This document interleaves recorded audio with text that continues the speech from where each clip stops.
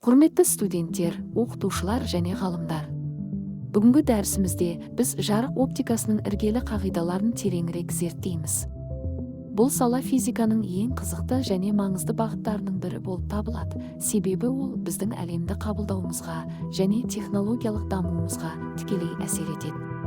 Біз геометриялық оптиканың негіздерінен бастап жарықтың толқындық қасиеттеріне, оның ішінде интерференция құбылысына дейін кең ауқымды тақырыптарды қамтимыз. Сондай-ақ фотометрияның маңыздылығын, жарықтың топтық жылдамдығын және интерферометрлердің жұмыс істеу принциптерін талқылаймыз. Бұл білімдер оптикалық жүйелерді жобалауда, жарық көздерін талдауда және ғылыми зерттеулерде өте қажет. Осы тақырыптарды меңгеру арқылы сіздер жарықтың табиғаты мен оның әртүрлі ортадағы мінез-құлқы туралы толық түсінікке ие боласыздар. Бүгінгі дәрісіміздің негізгі мақсаттарына тоқталсақ. Біріншіден, біз жарықтың таралу заңдарын және сәулелік оптиканың негізгі қағидаларын талдаймыз. Бұл бізге жарықтың қарапайым ортада қалай қозғалатынын және оның әртүрлі беттермен әрекеттесуін түсінуге мүмкіндік береді. Екіншіден, фотометриялық шамалардың физикалық мағынасын түсіндіреміз. Бұл жарықтың адам көзіне әсерін сандық тұрғыдан бағалауға көмектеседі. Бұл жарықтандыру техникасында және оптикалық өлшеулерде өте маңызды. Үшіншіден, жарықтың толқындық қасиеттері мен интерференция құбылысының мәнін ашамыз. Бұл жарықтың толқын ретіндегі табиғатын және оның күрделі құбылыстарды қалай тудыратынын көрсетеді. Төртіншіден, жарықтың топтық жылдамдығын және интерферометрлердің жұмыс істеу принципін түсіндіреміз. Бұл оптикалық байланыс және дәл өлшеулер үшін маңызды ұғымдар. Геометриялық оптика бұл жарықтың таралуын сәулелер арқылы сипаттайтын оптиканың бөлімі. Ол жарықтың толқындық табиғатын ескермей, оның тек түзу сызық бойымен таралатынын және әртүрлі орталардың шекарасында шағылатынын немесе сынатынын болжайды. Бұл модель жарықтың толқын ұзындығы оның өзара әрекеттесетін объектілердің өлшемдерінен әлдеқайда аз болған жағдайларда өте жақсы жұмыс істейді. Мысалы, линзалар, айналар және призмалар сияқты оптикалық құралдардың жұмысын түсіндіруде геометриялық оптиканың қағидалары таптырмас болып табылады. Ол көздің жұмысын, телескоптар мен микроскоптардың құрылысын, сондай-ақ камералар мен проекторлардың оптикалық жүйелерін жобалауда кеңінен қолданылады. Геометриялық оптиканың негізгі қағидалары жарықтың түзу сызықты таралуы, шағылу және сыну заңдары. Геометриялық оптиканың негізінде үш маңызды заң жатыр. Біріншісі жарықтың түзу сызықты таралу заңы. Бұл заң біртекті және мөлдір ортада жарықтың түзу сызық бойымен таралатынын айтады. Бұл қарапайым қағида көлеңкелердің пайда болуын және камера обскураның жұмысын түсіндіреді. Екіншісі шағылу заңы. Бұл заң бойынша жарық сәулесі бетке түскенде түсу бұрышы шағылу бұрышына тең болады.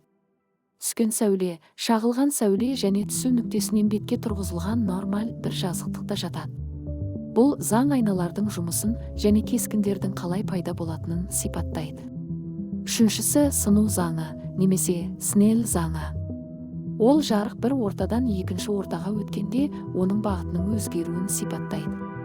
Заң бойынша бірінші ортаның сыну көрсеткіші мен түсу бұрышы синусының көбейтіндісі екінші ортаның сыну көрсеткіші мен сыну бұрышы синусының көбейтіндісіне тең болады.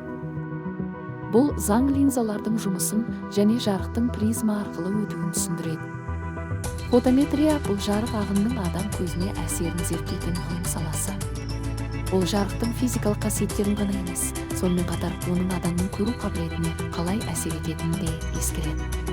Фотометрияда бірнеше негізгі шамалар қолданылады. Жарық ағыны бұл жарық көзінен шығатын жалпы жарық энергиясының көру сезімін тудыратын бөлігі, ол люменмен өлшенеді. Жарық күші белгілі бір бағыттағы жарық ағынының кеңістіктік тығыздығы канделамен өлшенеді. Жарқырау жарық шығаратын беттің бірлік ауданынан шығатын жарық күші, ол кандела шаршы метрмен өлшенеді. Жарықтану бетке түсетін жарық ағынының тығыздығы люкспен өлшенеді. Фотометрияның негізгі заңы жарықтанудың жарық көзіне дейінгі қашықтықтың квадратына кері пропорционал екенін айтады. Бұл қағида жарықтандыру жүйелерін жобалауда және жарық көздерінің тиімділігін бағалауда өте маңызды.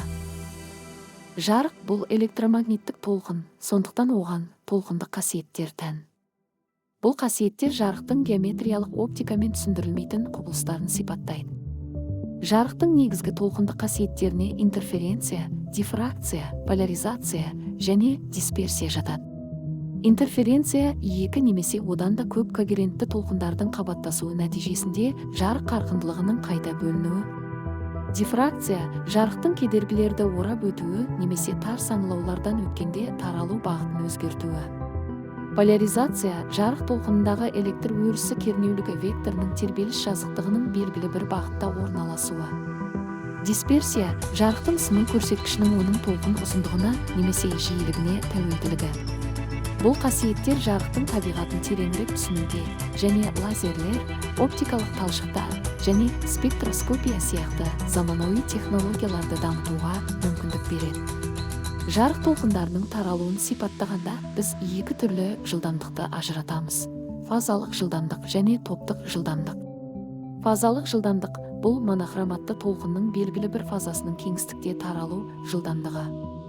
Ол толқын ұзындығы мен жиілігі арқылы анықталады. Дисперсиялық ортада фазалық жылдамдық толқын ұзындығына тәуелді болады. Ал топтық жылдамдық бұл бірнеше толқыннан тұратын толқындық пакеттің немесе сигналдың таралу жылдамдығы. Бұл жылдамдық энергияның немесе ақпараттың таралу жылдамдығын көрсетеді. Дисперсиялық ортада фазалық жылдамдық пен топтық жылдамдық әртүрлі болуы мүмкін. Оптикалық талшықтарда сигналдың таралу жылдамдығын анықтайтын топтық жылдамдық болып табылады, себебі ол ақпаратты тасымалдайтын толқындық пакеттің жылдамдығын көрсетеді.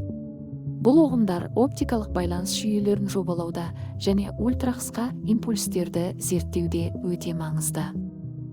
Интерференция бұл екі немесе одан да көп когерентті толқындардың қабаттасуы нәтижесінде кеңістікте жарық қарқындылығының қайта бөлінуі. Когерентті толқындар дегеніміз фазалар айырмасы уақыт бойынша тұрақты болып қалатын толқындар. Егер толқындар бір фазада қабаттасса, олар бір-бірін күшейтіп, конструктивті интерференцияны тудырады, яғни жарық дақтары пайда болады. Егер толқындар қарама-қарсы фазада қабаттасса, олар бір-бірін әлсіретіп, деструктивті интерференцияны тудырады, яғни қараңғы дақтар пайда болады. Осылайша интерференция нәтижесінде жарық пен қараңғы жолақтардың немесе сақиналардың реттік үлгісі интерференциялық сурет пайда болады. Бұл құбылыс жарықтың толқындық табиғатын дәлелдейтін негізгі эксперименттердің бірі болып табылады және оптикалық өлшеулерде, мысалы, жұқа қабықшалардың қалыңдығын анықтауда кеңінен қолданылады. Интерферометрлер бұл жарықтың интерференция құбылысын пайдаланып, өте дәл өлшеулер жүргізуге арналған оптикалық аспаптар. Олар жарық сәулесін екі немесе одан да көп бөлікке бөліп, оларды әртүрлі жолдармен өткізіп, содан кейін қайта біріктіру арқылы жұмыс істейді. Жолдардың ұзындығындағы немесе ортаның сыну көрсеткішіндегі кез келген айырмашылық интерференциялық суреттің өзгеруіне әкеледі. Бұл өте дәл өлшеулерге мүмкіндік береді.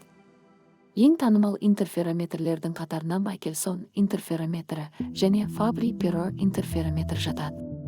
Майкельсон интерферометрі толқын ұзындығын, сыну көрсеткішін және микроскопиялық ығысуларды өлшеу үшін қолданылады. Фабри-Перо интерферометрі бірнеше шағылуды пайдаланады және жоғары спектрлік ажыратымдылықты қамтамасыз етеді. Бұл спектроскопияда және лазерлік технологияларда маңызды. Интерферометрлер ғылыми зерттеулерде, өнеркәсіпте және метрологияда кеңінен қолданылады. Сәулелік оптика мен толқындық оптика бұл жарықтың әртүрлі аспектілерін сипаттайтын оптиканың екі негізгі бөлімі. Сәулелік оптика жарықтың таралу бағытын сипаттайды және оны түзу сызық бойымен қозғалатын сәулелер ретінде қарастырады. Бұл модель жарықтың толқын ұзындығы объектілердің өлшемдерінен әлдеқайда аз болған жағдайларда өте тиімді. Ол линзалар мен айналар жүйелерін жобалауда, инженерлік есептеулерде және оптикалық құралдардың негізгі жұмыс принциптерін түсіндіруде қолданылады. Ал толқындық оптика жарықтың толқындық табиғатын ескереді және интерференция, дифракция, поляризация сияқты құбылыстарды түсіндіреді. Бұл модель жарықтың толқын ұзындығы объектілердің өлшемдерімен салыстырмалы болғанда немесе когеренттілік сияқты күрделі құбылыстарды зерттеу қажет болғанда маңызды.